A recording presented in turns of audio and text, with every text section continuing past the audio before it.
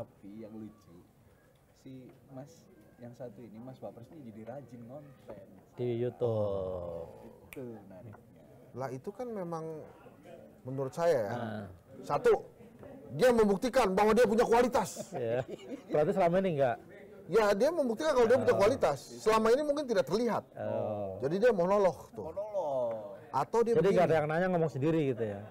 Dia sebetulnya dia berdialog dengan krunya. Kalau soalnya kalau di publik malas Iya.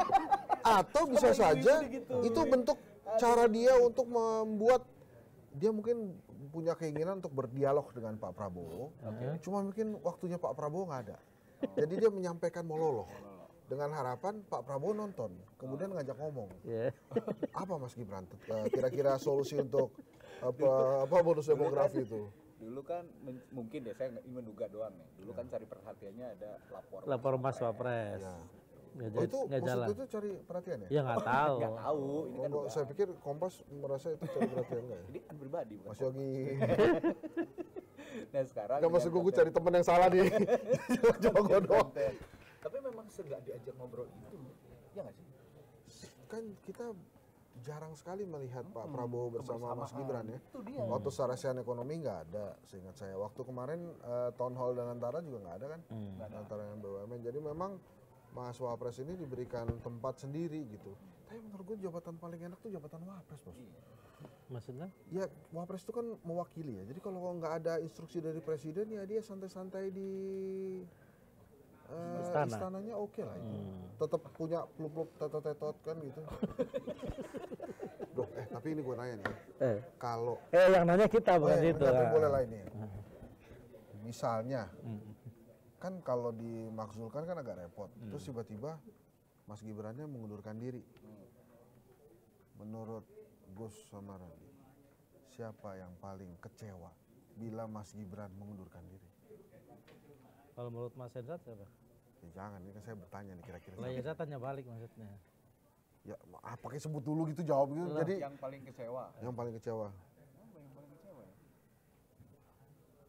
Pak Prabowo sendiri nggak? Enggak kalau menurut saya sih. Jokowi? Enggak lah. Iya juga. Kalau menurut saya yang paling kecewa itu Anwar Usman. Udah effortnya luar biasa. Iya, gue udah effort nih, gue diomelin orang, gue udah dibully, dipecat, nggak boleh ikut sidang, lo kok mundur?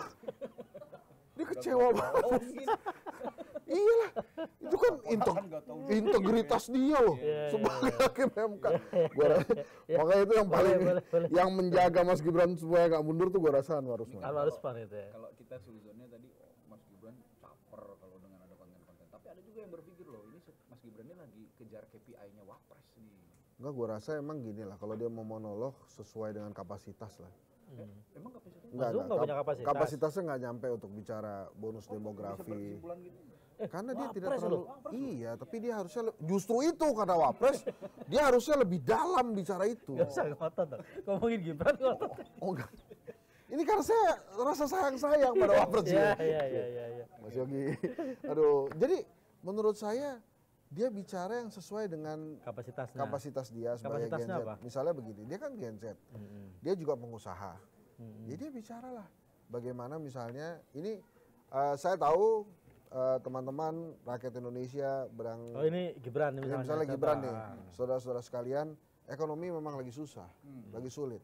Maka memang kita harus lebih berkreatif nih untuk bisa menghidupi keluarga kita. Caranya gimana ya? Kita mengembangkan usaha kecil, usaha mikro, nggak apa-apa. Mulai caranya misalnya, dia jelasin tuh, dia kan bisa tip tuh. and tricks gitu. Ya, nah itu mungkin orang lebih oke lah. Tapi dari tiga, sekelas Wapres suruh ngomongin soal tip and trick kan. lo kan boleh dong. Kan tujuannya adalah mesejahterakan rakyat juga. Kan itu kan UMKM penting kan? Ya penting. Ya makanya menurut saya dia nggak perlu bicara yang itu gitu, karena kan gini loh. Kan bukan lagi rahasia publik bahwa orang sudah memahami kualitasnya Mas Gibran secara kasat mata ya. Kualitasnya gimana? Ya secara kasat mata belum sampai tuh, gue udah ngomong aja tuh. Jadi jangan lu paksain juga, sehingga begitu dipaksakan, akhirnya orang berkomentarnya banyak negatif kan. Kalau saya pribadi, saya memuji monolog itu, tapi topiknya jangan itu.